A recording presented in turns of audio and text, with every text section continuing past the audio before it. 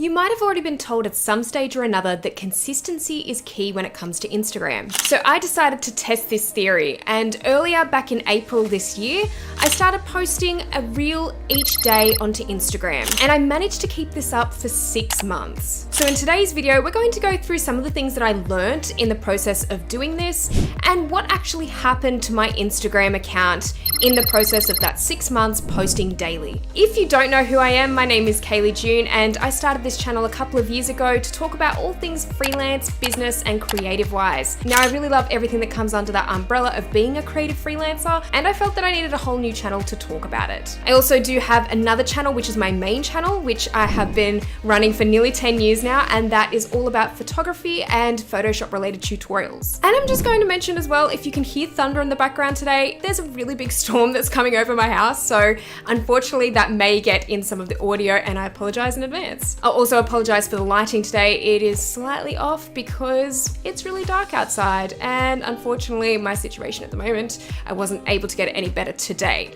But onto the video, we are going to be discussing what I learned over the 6 months of posting a reel daily to Instagram and whether you might want to consider doing that too. So before we actually really get started with this video today, I also want to note that all of the content I produced over the 6 months, every reel that I created, was all with phone created content. So all the photos and videos I took for those reels were all created with just using my iPhone, and then all of the reels I created in app. So I used the text in app, and any other elements were all with using the Instagram Reel Creator. So everything was done in my phone. I didn't use any external programs like Premiere Pro or using really great camera equipment or anything like that. This was all just a test to see how far I could push it with just using my phone. So the Instagram account I'm also going to be talking about today is my travel account. This is my secondary Instagram account where I post all of my travel content. I really love doing that side of content creation, and I wanted to experiment a lot more with it this